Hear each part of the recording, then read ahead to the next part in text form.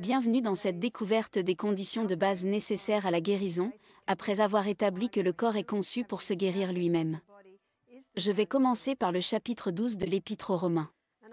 Je pense qu'il est très important que tout le monde l'apprenne par cœur. Je vous exhorte donc, frères, par la miséricorde de Dieu, à présenter vos corps comme un sacrifice vivant, saint, agréable à Dieu. Nous savons que lorsque les Israélites sacrifiaient l'agneau, il fallait qu'il soit le meilleur. Ils ne pouvaient pas sacrifier un agneau malade ou pauvre. Il fallait que ce soit la crème de la crème, pour ainsi dire. Et c'est ce que Dieu attend de nous, le meilleur de nous-mêmes. Vous connaissez le vieil hymne, « Donnez le meilleur au Maître ». Donnez-lui la première place dans votre cœur. Cela nous amène à la deuxième partie des 2 versets du chapitre 12 des Romains, les versets 1 et 2. Je vous exhorte donc, frères, par la miséricorde de Dieu, à présenter vos corps comme un sacrifice vivant, saint, agréable à Dieu, ce qui est votre service raisonnable. Ce n'est pas une demande déraisonnable, n'est-ce pas? Car c'est nous qui nous épanouissons lorsque nous vivons dans un corps qui fonctionne, et pas seulement nous, mais tous ceux qui nous entourent. Cela nous amène au 2e verset. Ne vous conformez pas au monde présent, mais soyez transformés par le renouvellement de votre intelligence, afin de découvrir quelle est la volonté de Dieu, ce qui est bon, agréable et parfait. À qui l'approuvez-vous? Vous vous vérifiez et vous vérifiez tous ceux avec qui vous êtes en contact, tous les jours, toutes les heures, tous les 6 mois. Vous vous le prouvez à vous-même. Nous regardons aussi 1 Thessaloniciens 5h21, éprouvez toutes choses, retenez ce qui est bon. Les gens me demandent s'il vous arrive de rompre le régime, Barbara? Je réponds, pourquoi le ferais-je? Je me sens très bien et j'aime ce que cela me procure. On me demande comment on mange quand on est en voyage. À l'aéroport, on peut toujours acheter une banane, une pomme, une orange et un paquet de noix. Souvent, je ne mange pas. Parce que cela ne me fait pas mal. Parce que je sais que je mangerai à nouveau bientôt. La nourriture est sous-estimée. Le saviez-vous? Quand on a faim, on n'est pas obligé de manger. J'avais faim le jour où je suis arrivée ici. Je n'ai mangé que 2 bananes le matin. Je ne savais pas ce qui allait se passer dans la journée. Et j'avais un voyage de 2 heures. Je ne pouvais pas manger quelque chose à ce moment-là? Mais si je l'avais fait, je n'aurais pas pu dîner en arrivant ici. Car comme nous le verrons au cours de notre voyage dans l'intestin, qui est un voyage fascinant, il faut probablement 3h30 à 4 heures pour digérer les aliments. Ensuite, notre estomac a besoin d'1 heure de repos.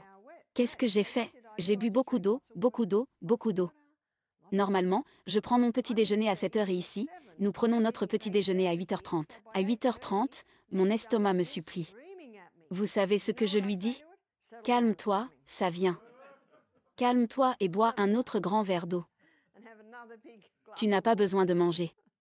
Vous n'allez pas mourir si vous ne mangez pas, buvez simplement plus d'eau. Il suffit de boire plus d'eau. Mais ce dont je veux vous parler aujourd'hui, c'est de votre chef de projet. Le verset 6 du chapitre 14 des Proverbes dit que la sagesse est facile pour les sages. Et je veux parler de votre chef de projet parce que c'est lui qui est en charge du lieu de travail. Ce lieu de travail, c'est ce corps incroyable dans lequel nous vivons. Si le chef de projet échoue, le lieu de travail ne fonctionne pas très bien. Saviez-vous que le foie est le plus grand organe interne? Saviez-vous que le foie est le seul organe capable de se régénérer? Au fil des pages, vous comprendrez pourquoi Dieu a fait en sorte qu'il en soit ainsi. Le cancer ne peut pas s'accrocher au corps si le foie fonctionne de manière optimale. C'est pourquoi, lorsque la Bible dit « Je vous exhorte donc, frères, par les compassions de Dieu, à offrir vos corps en sacrifice vivant », cela inclut également le foie. Si vous donnez à votre foie les bonnes conditions, il fonctionnera très bien. Comprendre le foie, comprendre ce qu'il fait et ce que nous pouvons faire pour le renforcer est donc fondamental pour comprendre les conditions que nous devons donner au corps. Examinons donc le foie, le plus grand organe interne du corps. J'appelle le foie le chef de projet, car tout ce qui entre dans le corps passe d'abord par le foie. Et tout ce qui quitte le corps est placé sous la juridiction du foie. Et rappelez-vous quand nous avons regardé hier les pages 88 et 89 du ministère de la guérison, où il est dit qu'en cas de maladie, il faut en rechercher la cause. C'est donc pour cela que nous avons examiné les antécédents, n'est-ce pas? Que avons-nous examiné d'autres? Les symptômes. Et quelle est la dernière chose que nous examinons? La réponse. C'est exact, la réponse. En ce qui concerne le foie, il est essentiel de connaître les antécédents. Si une personne a eu une hépatite, c'est un facteur à prendre en compte. Si quelqu'un a été toxicomane, c'est un facteur. Si une personne a été alcoolique, ce sera un facteur. Le foie est comme une passoire. Toutes les substances toxiques qui pénètrent dans le corps passent d'abord par le foie. Ensuite, aux pages 88 et 89, il est dit, en cas de maladie, il faut en rechercher la cause. Les conditions d'hygiène doivent être modifiées et les mauvaises habitudes corrigées. Vous souvenez-vous de la partie suivante? Ensuite, il faut aider la nature dans ses efforts pour éliminer les impuretés et rétablir l'organisme dans des conditions normales. C'est la fonction du foie. Tout ce qui quitte le corps est sous la juridiction du foie. Lorsque des poisons environnementaux pénètrent dans notre corps et atteignent le foie, celui-ci se dit « ce n'est pas si grave, je pense que nous pouvons le décomposer et l'éliminer ». Il peut aussi se dire « oh, c'est un sale type. Enveloppons-le dans la graisse et stockons-le ». Il est donc stocké dans les cellules adipeuses. Un participant à notre programme était un vétéran du Vietnam. Comme vous le savez, c'est au cours de la guerre du Vietnam que la guerre chimique a vraiment commencé, n'est-ce pas? Par conséquent, de nombreux soldats qui ont travaillé ou combattu pendant la guerre du Vietnam présentent un niveau élevé de toxicité dans leur organisme. Cet homme avait un peu d'embonpoint et il m'a raconté que son médecin lui avait dit de ne pas perdre de poids. Pourquoi le médecin a-t-il dit cela? Parce qu'il a beaucoup de poisons stockés dans sa graisse. Et si vous commencez à perdre du poids, ces poisons environnementaux seront libérés.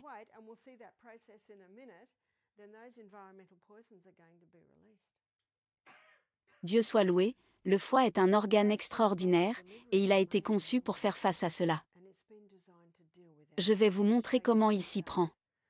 Mais ce que je veux examiner en premier lieu, c'est ce qu'il fait avec la nourriture qui entre dans notre corps. Je constate aujourd'hui, et de nombreux auteurs en parlent, qu'il existe de nombreux régimes, dont certains très extrêmes, qui ont été établis pour cette raison précise. La plupart des gens mangent aujourd'hui trop d'hydrates de carbone.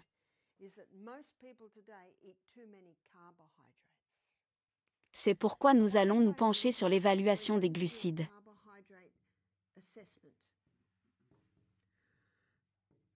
Commençons par le petit déjeuner. Où que j'aille, je constate que la plupart des gens mangent la même chose. Qu'est-ce qu'ils mangent au petit déjeuner? Et nous savons qu'il y a toute une allée dédiée à cela. Les céréales. Barbara, et le café? Nous en parlerons demain. Si vous remarquez, vous n'êtes peut-être pas un téléspectateur, je ne le suis vraiment pas, mais il m'arrive de temps en temps de regarder un documentaire ou quelque chose comme ça. Et si vous regardez une chaîne de télévision qui diffuse des publicités, avez-vous déjà vu les publicités? Il y a énormément de publicités pour des céréales. Lorsque les enfants regardent la télévision, mes enfants ne regardaient pas la télévision, leur mère les emmène faire les courses et ils voient les céréales qu'ils ont vues à la télévision, ils disent « je veux ces céréales » et si vous leur dites « nous n'allons pas les acheter », ils se jettent par terre. Ils se jettent par terre. Vous savez ce que je dis toujours aux parents? La première crise de colère n'a jamais lieu au supermarché. C'est à la maison. Et c'est à la maison qu'il faut la gérer. Si vous la gérez à la maison, elle ne se produira probablement pas au supermarché. La semaine dernière, nous avons reçu une invitée à la retraite. Elle nous a dit, voici ce que je disais à mes 3 enfants. Lorsqu'elle arrivait à la porte du supermarché, elle se retournait et disait, n'essaie même pas. Et ils ont compris, après cela, elle n'a plus eu de problème. Mais l'une des raisons est que les jeunes enfants voient les publicités. Oh oui, c'est la première étape, ne les laissez pas regarder la télévision. Et il vaut mieux ne pas avoir de télévision. Et regardez la quantité de publicité à la télévision pour les céréales. Il y en a une en Australie, je suppose qu'il y en a partout. Je suppose que c'est ici. Il s'agit de Nutrigrain. Sur le devant du paquet, il y a un homme musclé et les publicités présentent généralement un homme musclé. C'est l'une des pires publicités. C'est brun, donc les gens pensent que c'est de la farine complète, mais il y a énormément de sucre dedans. Je ne sais pas si c'est le cas ici aussi, mais nous avons des marques comme Coco Pop, Fruit Lib. Vous pourriez manger un bol de bonbons et la quantité de sucre qu'ils contiennent serait la même. Et certaines personnes mangent du pain. Lorsque j'étais en Allemagne, les gens m'ont dit « Attention à la façon dont vous parlez du pain, les Allemands adorent leur pain ». J'ai donc répondu que je ferais attention à la façon dont je parlais du pain.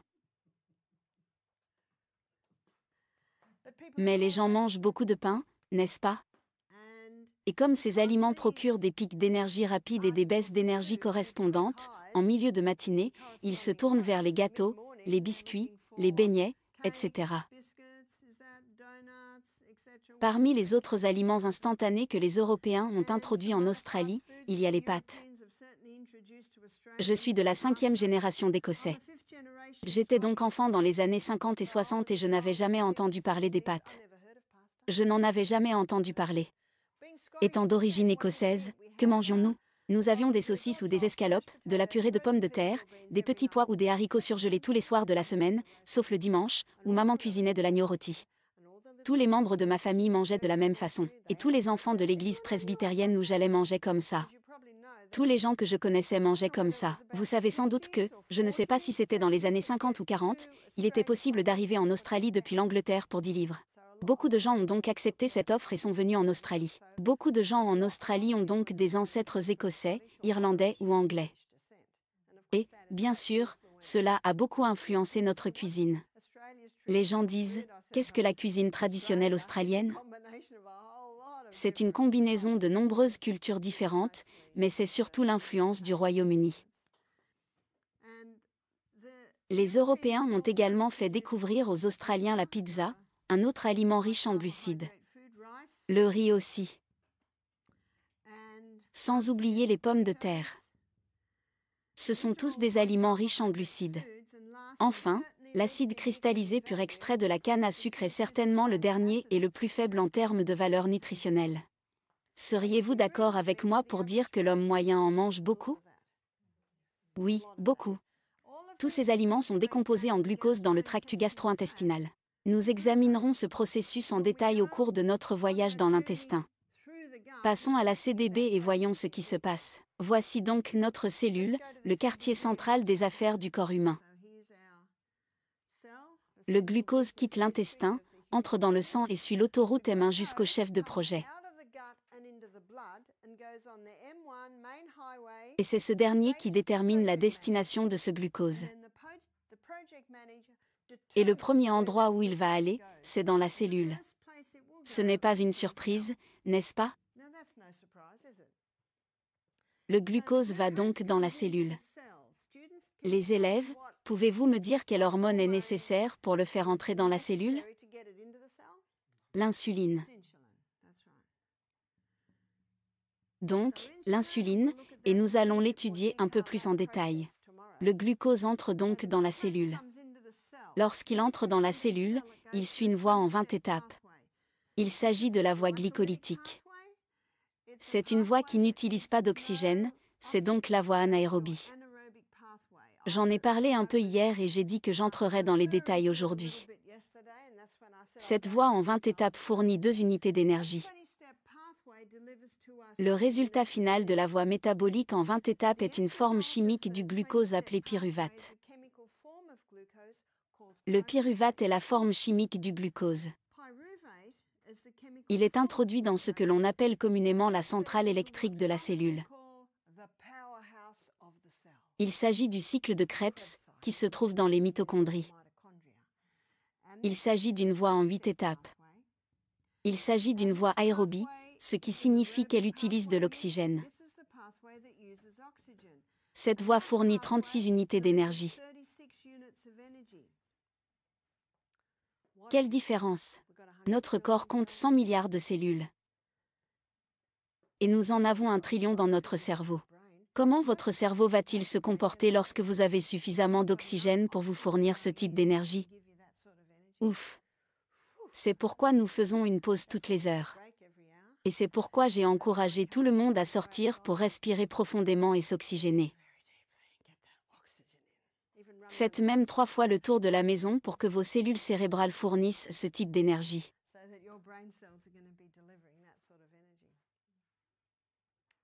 Demain, nous examinerons en détail la question de l'oxygène. Mais aujourd'hui, nous nous intéressons au glucose. Ces cycles énergétiques traitent une quantité limitée de glucose. Le foie stocke donc le reste sous forme de petites molécules de glucose.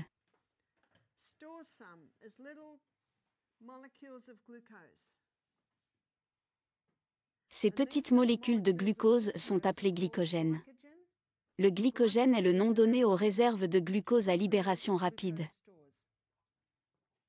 C'est ainsi que vous avez eu de l'énergie ce matin pour marcher. Ainsi, lorsque vous commencez à monter cette colline et à prendre de grandes respirations, votre corps demande du carburant. Dans sa sagesse et sa miséricorde, Dieu a placé ses réserves de glycogène principalement dans nos cellules musculaires. Ainsi, lorsque votre corps demande du carburant, il va tirer la molécule à travers le cycle énergétique. Il va faire passer la molécule de glucose par le cycle de l'énergie. C'est un processus incroyable.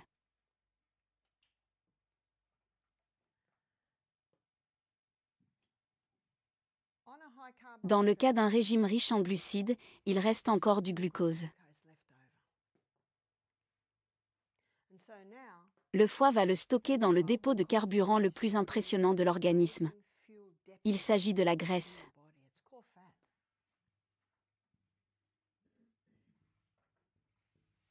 Le corps ne peut stocker qu'une quantité limitée de glycogène. Et lorsque le glycogène se trouve dans la cellule musculaire, il ne peut être utilisé que par la cellule musculaire. C'est un peu comme si on était en prison. Mais le foie peut stocker une certaine quantité de glycogène. Et ce glycogène stocké par le foie peut être utilisé dans tout le corps. Il n'est pas enfermé, comme il l'est dans la cellule musculaire. Les athlètes qui s'exercent intensément, plus ils s'exercent, plus les cycles énergétiques sont mis en mouvement dans la cellule. J'ai dessiné cela comme s'il y en avait un par cellule. Mais, en particulier chez l'athlète, il peut y en avoir des centaines par cellule. Et nous avons 100 000 milliards de cellules dans le corps. Ce genre de calcul est un peu hors de ma portée. Mais je pense que nous pouvons comprendre, n'est-ce pas? C'est beaucoup, n'est-ce pas? C'est énorme.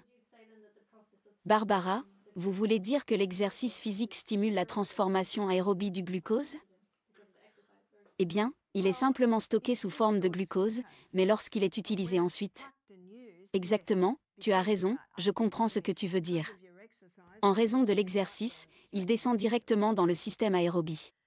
Avez-vous déjà entendu le vieux dicton selon lequel vous aurez plus d'énergie que vous n'en dépenserez lors de votre promenade matinale? Vous êtes-vous déjà senti fatigué et vous n'avez pas envie de marcher, mais vous le faites? Comment vous sentez-vous lorsque vous revenez? Vous êtes un peu plus actif, n'est-ce pas? Demain, lorsque nous parlerons de l'oxygène, nous aborderons également la question de la fatigue chronique. Car si vous demandez à une personne souffrant de fatigue chronique si elle fait de l'exercice ou non, quelle est sa réponse? Oh, vous ne comprenez pas, je n'ai pas d'énergie. Eh bien, devinez comment vous l'obtenez? Nous verrons cela demain. Que se passe-t-il pour la plupart des gens dans le monde aujourd'hui? Ils deviennent de plus en plus gros. N'est-ce pas? De plus en plus gros. Ce que je viens de vous montrer, c'est de la science fondamentale. Voyez-vous, d'après ce que je vous ai montré, que la graisse ne fait pas grossir? Qu'est-ce qui fait grossir? Un régime riche en glucides. Pour autant que nous le sachions, c'est le Dr Atkins qui a été le premier à mettre en garde contre ce type de régime. Mais Gary Taube a écrit un livre très intéressant dans lequel il est remonté jusqu'au milieu du XIXe siècle pour voir si le danger d'un régime riche en glucides était déjà reconnu à l'époque.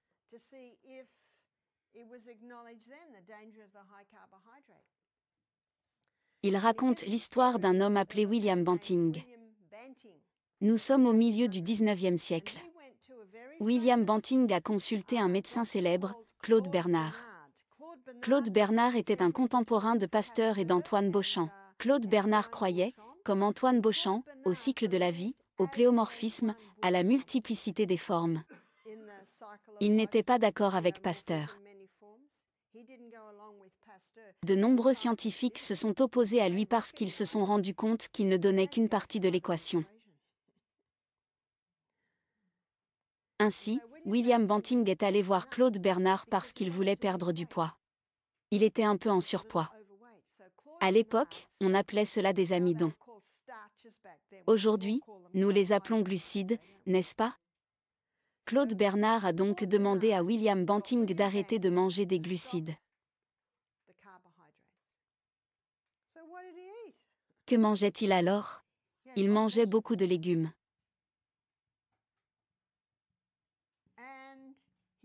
Et de la viande.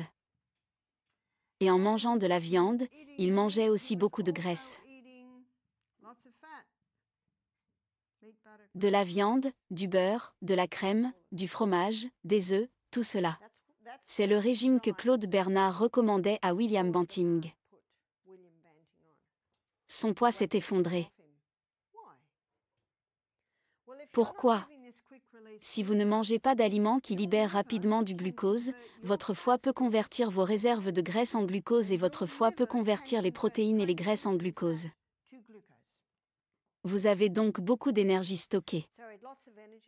Et le foie les décompose rapidement pour fournir le glucose nécessaire. Avais-je faim?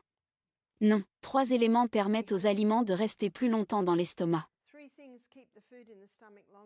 Les fibres parce qu'elles libèrent lentement du glucose. Les protéines parce qu'elles doivent être décomposées dans l'estomac. Les graisses parce qu'elles recouvrent légèrement les aliments.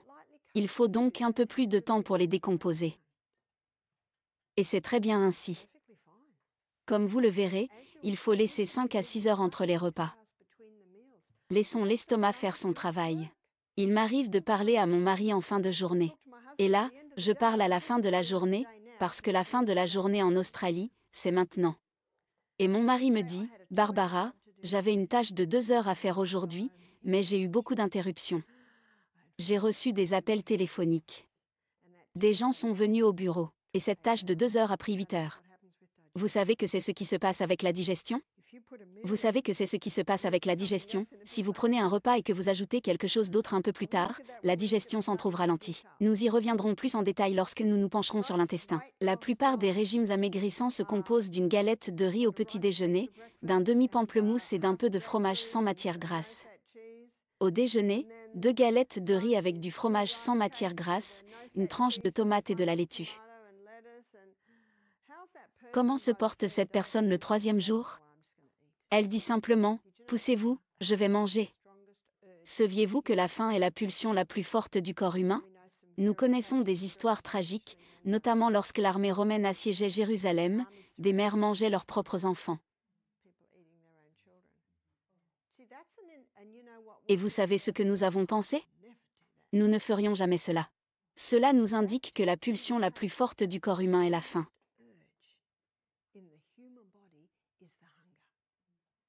C'est pourquoi les meilleurs régimes amaigrissants, vous savez ce qu'ils font, essaient d'échapper à la faim.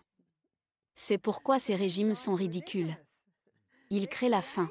La personne sort et mange tout ce qu'elle veut, parce qu'elle n'a plus de raison d'être en raison de sa faim dévorante.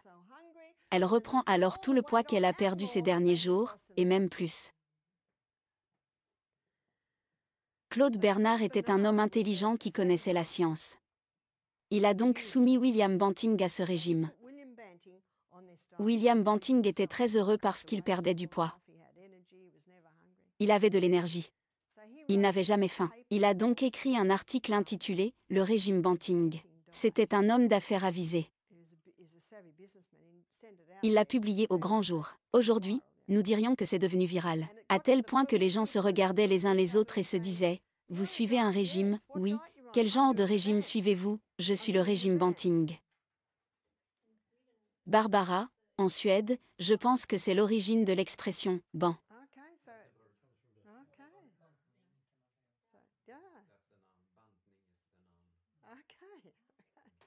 N'est-ce pas intéressant que cela vienne du français de Bernard? Je suppose donc que c'est européen. Oui. J'ai trouvé cela fascinant parce que c'est exactement ce que le docteur Atkins a trouvé. Je ne sais pas s'il a entendu parler de Claude Bernard et de William Banting. Le livre de Robert Atkins est l'un des plus fascinants que j'ai jamais lu. Je n'avais aucun intérêt à lire ce livre parce que je suis végétarienne. Tout ce que j'ai entendu, c'est que je devais manger de la viande, du beurre, du fromage et des œufs. Je n'étais donc pas intéressée. Mais un invité est venu nous voir et nous a dit « Vous n'allez pas aimer ça, mais je m'en sors très bien avec le régime Atkins. Lorsque j'abandonne le régime Atkins, j'échoue. » Que fait alors tout professionnel de la santé digne de ce nom? Écoutez. Et je devais l'écouter. Parce que c'est son histoire et qu'elle est réelle. Je dois donc l'écouter. Pour la première fois, il y a 18 ans, j'ai adopté un régime végétarien à la Atkins.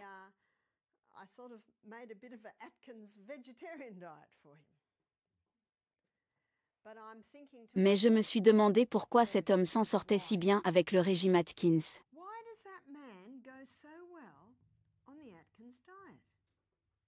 Cela m'intriguait. Puis j'ai séjourné chez un ami. J'étais en voyage et j'ai séjourné chez un ami qui avait un lit pliant dans le bureau, alors j'ai dormi là. Je me suis réveillée le matin et je me suis rendu compte que j'étais un lecteur passionné. J'adore lire. Et il y avait une étagère. Je regardais les livres. Un livre m'a presque sauté aux yeux, Le nouveau régime révolutionnaire du docteur Atkins. Et j'ai dit au fond de moi, Père Céleste, essaies-tu de me dire quelque chose? J'ai pris le livre, je l'ai lu et je n'ai pas pu le lâcher. Cette science était fascinante. Et cela m'a expliqué beaucoup de choses. Ce jour-là, j'ai donc acheté mon propre exemplaire du nouveau régime révolutionnaire du docteur Atkins. Des années plus tard, alors que je donnais des conférences à New York, le docteur Carl Benjamin est venu me voir. Je lui ai dit, « Pourquoi venez-vous me voir ?»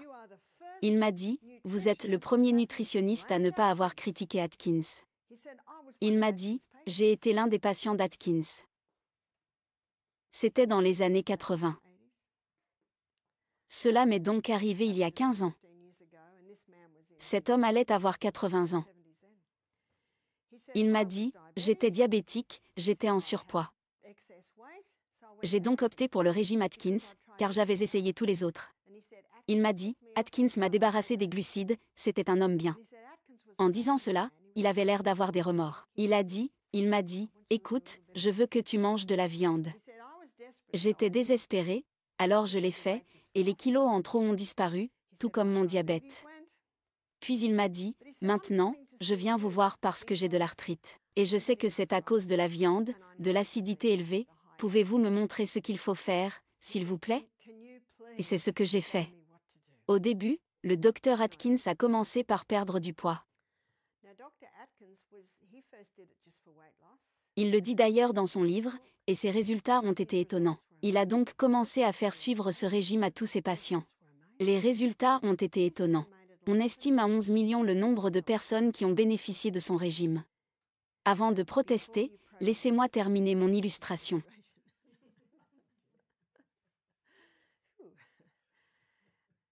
Son livre a été numéro 1 sur la liste des best-sellers du New York Times pendant 4 années consécutives. Il mérite que l'on s'y intéresse. C'est à cette époque que j'ai commencé à donner des réunions intitulées « Le chaînon manquant du Dr Atkins ». Quel était le chaînon manquant du Dr Atkins? Le danger de la viande et des produits laitiers, et ce que les protéines végétariennes peuvent faire. Mais ce que le Dr Atkins a découvert, et la seule raison pour laquelle il a commencé à enquêter sur ce sujet, c'est à cause des résultats qu'il obtenait. La réponse qu'il obtenait était phénoménale. Tout le monde était heureux de pouvoir manger tout ce qu'il était impossible de manger dans le cadre d'un régime amaigrissant. Mais c'est la réaction qui l'intéressait. Et ce qu'il a découvert, ce sont les 3 groupes alimentaires essentiels. Vous en souvenez-vous? Pourquoi sont-ils essentiels? Hier, nous avons vu l'importance des fibres pour le côlon. Est-ce vrai? Elles nettoient le côlon et stimulent le péristaltisme dans le côlon. Et si vous ne videz pas la poubelle tous les jours, la maison commence à sentir mauvais, n'est-ce pas? C'est ce que nous verrons lorsque nous nous pencherons sur l'intestin. Les fibres sont donc essentielles. Quand j'étais enfant, ma mère épluchait chaque légume, l'enveloppait dans du papier journal et je courais le mettre à la poubelle. Nous ne faisons plus cela aujourd'hui, n'est-ce pas? Aujourd'hui, nous nous contentons de les frotter. Ce qu'ils ont découvert, c'est que c'est sous la peau de la pomme de terre que se trouve la plus grande concentration de nutriments, et que nous avons donc besoin de ces fibres. Nous avons donc besoin de ces fibres. Pourquoi les protéines sont-elles un nutriment essentiel? Hier, nous avons étudié l'ADN. L'ADN est composé d'acides aminés, qui proviennent des protéines que nous mangeons. N'oubliez pas non plus que la nouvelle cellule qui se construit est constituée d'acides aminés. Mon fils James a hérité de ma morphologie. Pauvre jeune homme. Les garçons ne veulent pas être petits. Il est plus grand que moi, mais il a du mal à prendre du poids. Mais je peux vous montrer une photo de lui maintenant. Comment a-t-il fait? Il a changé de type de corps. Il a dû changer sa morphologie pour y arriver. Il s'est entraîné dur. Et il s'est supplémenté en protéines.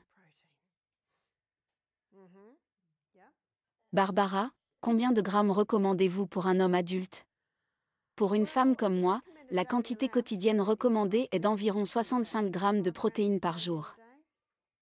Lorsque j'ai suivi mon cours de nutrition, j'ai dû noter exactement ce que je mangeais à chaque repas pendant une semaine. Ensuite, j'ai dû analyser la quantité de protéines, de graisses, etc. Cela m'a beaucoup appris. En moyenne, je mange environ 80 grammes de protéines par jour.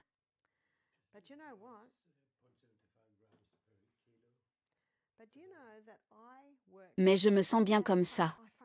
Et je pèse 49 kilos. Vous voyez donc ce qu'il faut retenir? Concentrez-vous sur la réponse de votre corps.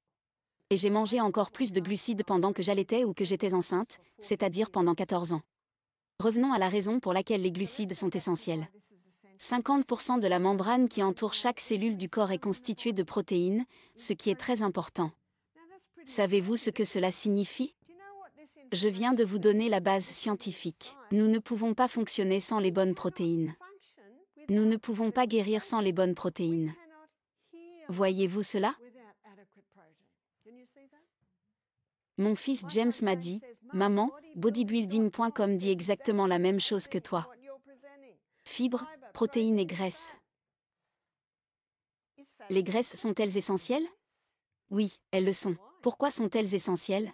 50% de la membrane entourant chaque cellule du corps est constituée de graisse. Que vous pesiez 100 ou 105 livres, il s'agit de la membrane qui entoure la cellule. À l'exception de la cellule cérébrale. Elle est composée à 70% de graisse. L'un des aspects les plus dangereux du régime sans graisse est son effet sur le cerveau. Nous aurons une autre conférence intitulée « Les graisses fantastiques » dans laquelle je définirai le terme « graisse ». Je vais définir le terme « graisse », mais il s'agit essentiellement des graisses telles qu'elles proviennent de la main du Créateur. Il y a 2 graisses qui sont utilisées depuis des milliers et des milliers d'années et que vous pouvez facilement fabriquer dans votre cuisine parce qu'elles sont extraites de la pulpe de la plante. Quelles sont les huiles extraites de la pulpe de la plante? La noix de coco et l'huile d'olive. La seule raison pour laquelle la Bible ne parle pas de l'huile de coco est qu'il n'y avait pas de noix de coco à l'époque où la Bible a été écrite. En revanche, elle parle beaucoup de l'huile d'olive. Atkins a donc découvert qu'il s'agissait là des 3 aliments essentiels. Il a découvert que le groupe d'aliments non essentiels est celui des glucides.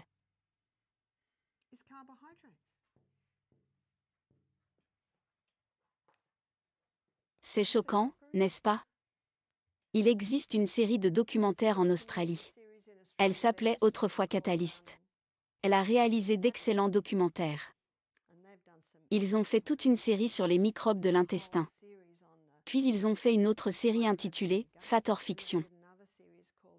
Cette série portait sur un athlète qui ne parvenait pas à surpasser ses coéquipiers. Cet athlète avait un peu de poids en trop. Un professeur de nutrition l'a donc mis au régime. Il a réduit les glucides et lui a donné des fibres, des protéines et des graisses. En l'espace de quelques mois, il a perdu tous ses kilos superflus et ses performances se sont améliorées. Ce professeur de nutrition lui a dit « Vous pouvez très bien vivre sans une pincée de glucides. » Je ne suggère pas que nous vivions sans glucides.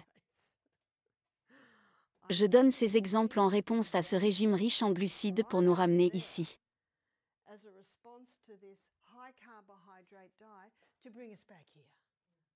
Vous voyez ce que je veux dire? Vous pouvez donc jouer avec le groupe d'aliments non essentiels, les glucides, qui constituent la partie variable du repas. Et les variations varient en fonction de l'âge, de la taille, du poids, de la taille, de l'effort physique et mental au cours de la journée. C'est cette partie qui varie. Alors, si quelqu'un voulait vaincre son cancer, que devrait-il réduire de façon drastique? Les glucides. Vous souvenez-vous de la quantité de glucose consommée par les cellules cancéreuses? 15 fois plus. Dans son livre « The germ that cause cancer », le docteur Holland explique que si l'on prive les cellules cancéreuses de glucose, elles s'autodétruisent. Parce que les cellules cancéreuses travaillent ici.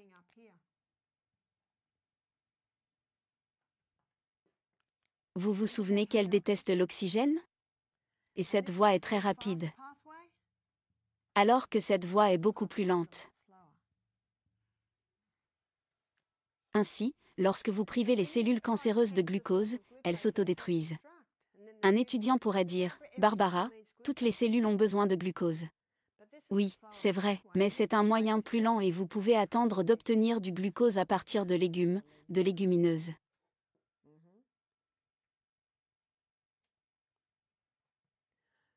Donc, si quelqu'un voulait perdre du poids rapidement, que devrait-il réduire de façon drastique? Les glucides. Question piège. Si quelqu'un voulait prendre du poids, que gagnerait-il? La plupart des personnes qui veulent prendre du poids ne veulent pas prendre de graisse, mais plutôt du muscle. Du muscle. Tu sais ce qu'Atkins a découvert? Vous pouvez suivre un programme de perte de poids assez draconien, mais si vous consommez suffisamment de protéines, vous ne perdrez jamais de muscle. Barbara, je lisais un livre sur les années 1900, et au début des années 1900, divers nutritionnistes et autres chercheurs faisaient des études, et l'un d'entre eux faisait une étude aux États-Unis sur les soldats et les athlètes qui n'avaient besoin que de 50 grammes de protéines.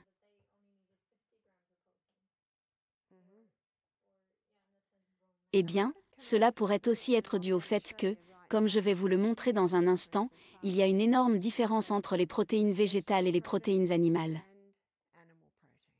Il y a une énorme différence entre les protéines végétales et les protéines animales. Vous connaissez l'étude chinoise qui a montré que la viande et les produits d'origine animale nourrissaient le cancer? Ils pouvaient accélérer ou arrêter le cancer en fonction de la quantité de protéines animales et végétales qu'ils leur donnaient. 5% de protéines animales n'ont pas déclenché la croissance du cancer. Lorsque je parle de déclenchement, il faut savoir que tous les rats avaient reçu une injection d'aflatoxine, qui provoque un cancer du foie. Mais ce que vous avez fait, c'est que vous avez pris la moitié des rats et vous leur avez donné 20% de protéines animales et l'autre moitié vous leur avez donné 5% de protéines animales. La protéine animale à 5% n'a pas déclenché la croissance du cancer, bien que les rats aient reçu une injection d'aflatoxine, alors que la protéine animale à 20% l'a fait.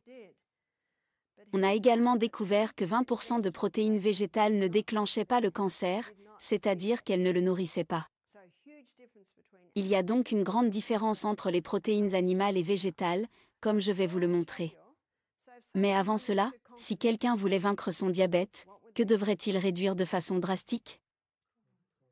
Les glucides, c'est exact. Les glucides donnent un coup de fouet puis un coup de mou, alors que les fibres, les protéines et les graisses donnent une énergie durable.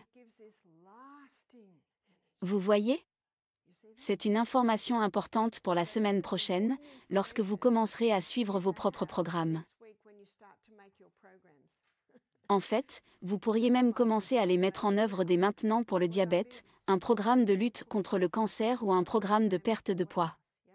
Oui, Barbara, je connaissais un chrétien atteint d'un cancer du cerveau très agressif et dont la famille suivait un régime pauvre en glucides.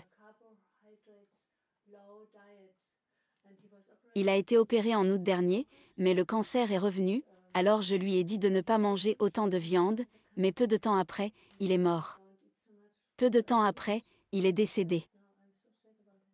Qu'avait-il commencé à manger? Barbara, ce qui s'est passé, c'est qu'il a recommencé à manger de la nourriture danoise traditionnelle. Et c'est ce que Colin Campbell a dit. Il a dit qu'il pouvait activer et désactiver le cancer. N'est-ce pas incroyable? Et cela grâce à la nourriture qu'il leur donnait. Barbara, quand vous parlez de 20% de protéines animales, qu'entendez-vous par là? Barbara, d'accord, c'est une bonne question. C'est une bonne question. Par 20% de protéines animales, on entend simplement de la viande, enfin, de la viande ou des produits laitiers dans les 3 repas quotidiens. Alors que 5% de protéines animales, cela peut être une demi-tasse de fromage feta par jour, ou quelque chose avec une petite quantité de viande. Barbara, la réaction ou le processus des hydrates de carbone, du glucose et du glycogène, varie-t-il s'il s'agit d'hydrates de carbone blancs ou raffinés? C'est également une très bonne question. Y a-t-il une différence entre les glucides complets et raffinés? Absolument. Les glucides blancs ou raffinés sont presque équivalents au sucre. Mais j'ai aussi connu des personnes qui en faisaient trop avec les glucides complets. Qu'est-ce qu'une surconsommation? Tout simplement le fait de consommer des glucides à chaque repas. Hier, nous avons vu ce qui arrive au blé. Combien de ces aliments contiennent du blé?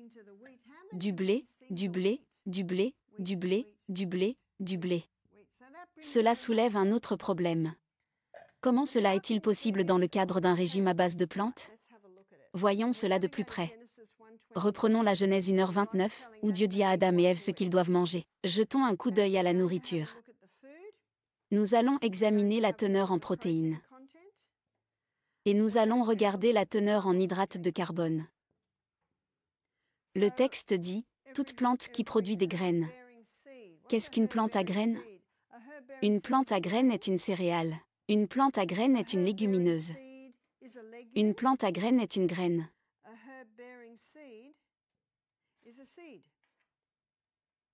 Définissons donc cela. Céréales. Blé, seigle, orge, avoine, amaranth, sarrasin, quinoa, millet. Autant de céréales. Les céréales sont riches en protéines, mais aussi en glucides.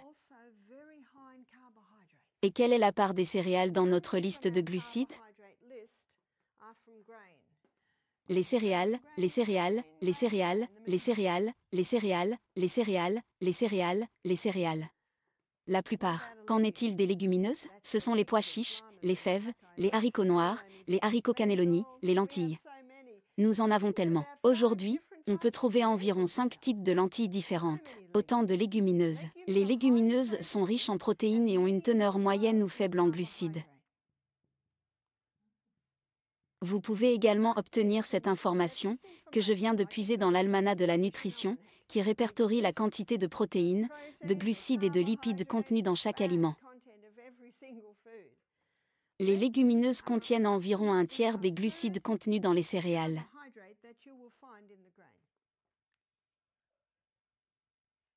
Passons maintenant aux graines. Graines de citrouille, graines de sésame, graines de tournesol, graines de chia, graines de lin. Elles sont riches en protéines, mais pauvres en glucides.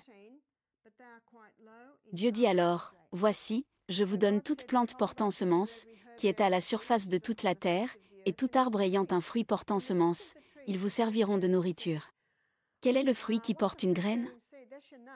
La noix. Car les noix proviennent du fruit d'un arbre. Et nous avons beaucoup de noix.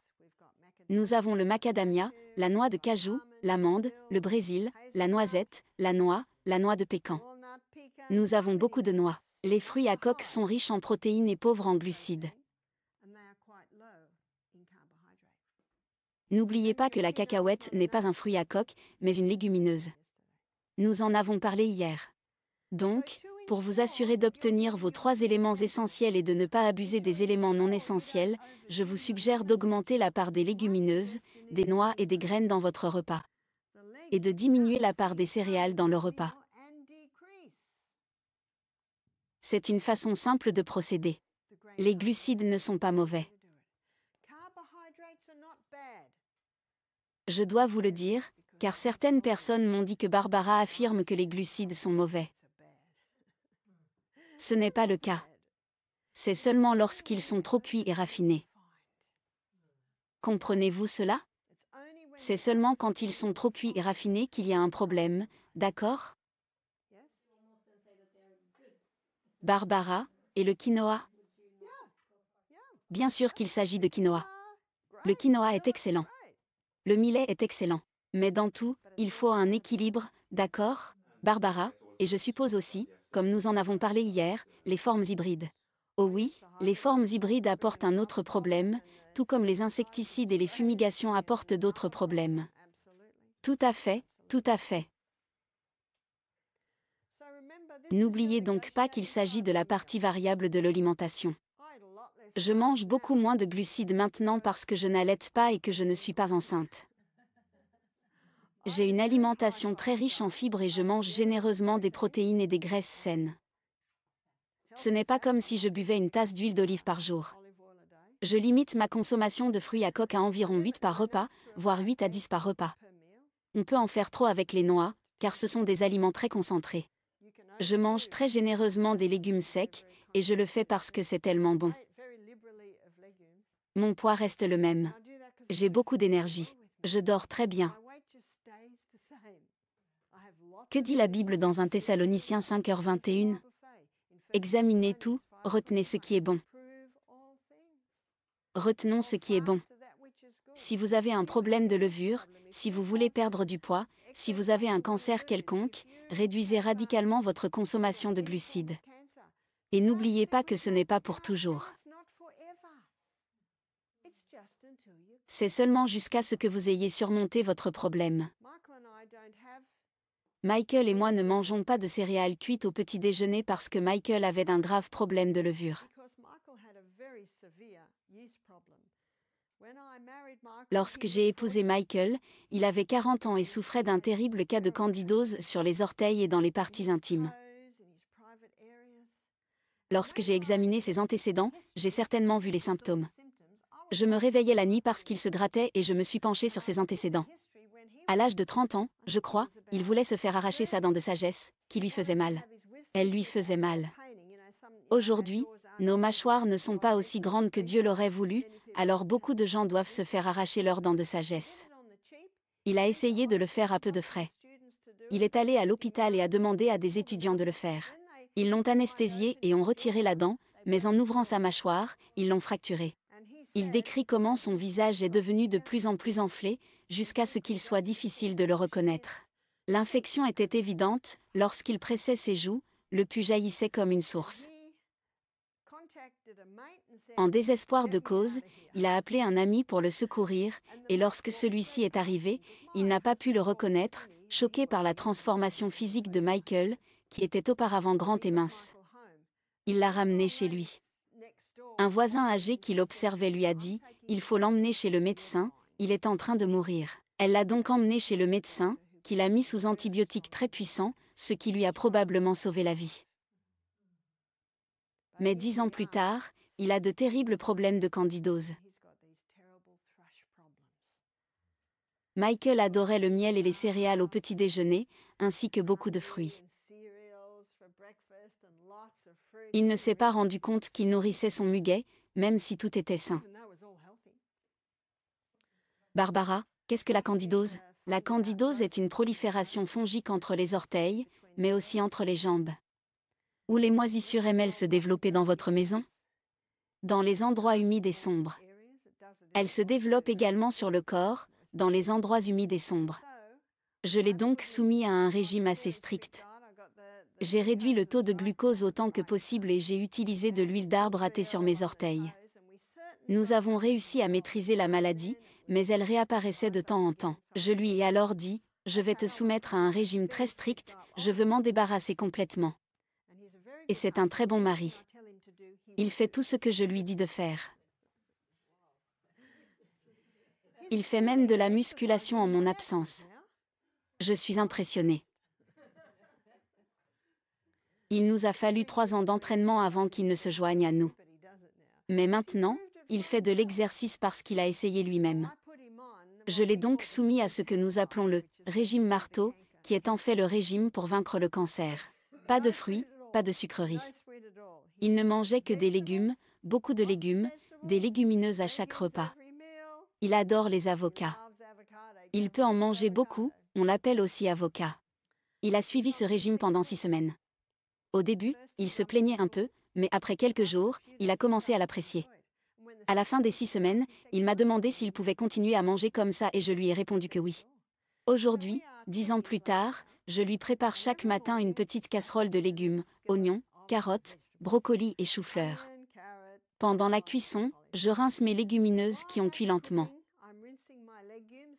Ensuite, je me précipite vers les collines. J'ajoute quelques assaisonnements simples. Pour le petit déjeuner, je mets simplement de l'huile, du sel, des herbes italiennes, et c'est magnifique. Donc, pour le petit déjeuner, j'ai des fruits. Il prend des légumes. Nous prenons tous les deux une tranche de pain grillé, faite avec du levain à la farine d'amé, de l'avocat, des lentilles rouges, ou de l'avocat et des lentilles brunes, ou de l'avocat et des pois aux yeux noirs. C'est ce que nous prenons tous les matins au petit déjeuner. Et je l'entends dire aux gens, ma santé n'a jamais été aussi bonne. Je ne me réveille plus à cause des bruits qu'il faisait quand il se grattait la nuit. Est-ce qu'il mange des fruits? Oui, mais pas beaucoup. En fait, la plupart du temps, il n'en mange qu'un peu. Il en est fier maintenant. Il m'appelle et me dit, j'ai préparé mon petit déjeuner ce matin. J'ai mangé un épi de maïs et une assiette entière de légumes. Je lui ai aussi appris à cuisiner les lentilles rouges. Il sait très bien griller du pain, mais c'est tout ce qu'il sait faire. Mais je lui ai appris à faire cuire des lentilles rouges et c'est son petit déjeuner.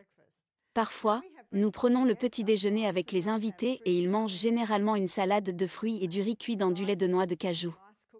Il mange aussi cela et l'apprécie.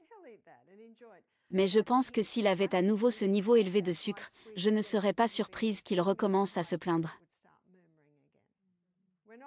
Nous ne sommes pas encore au paradis. Toutes les personnes que je connais doivent faire face à quelque chose. Et si vous pouvez y faire face, louez Dieu.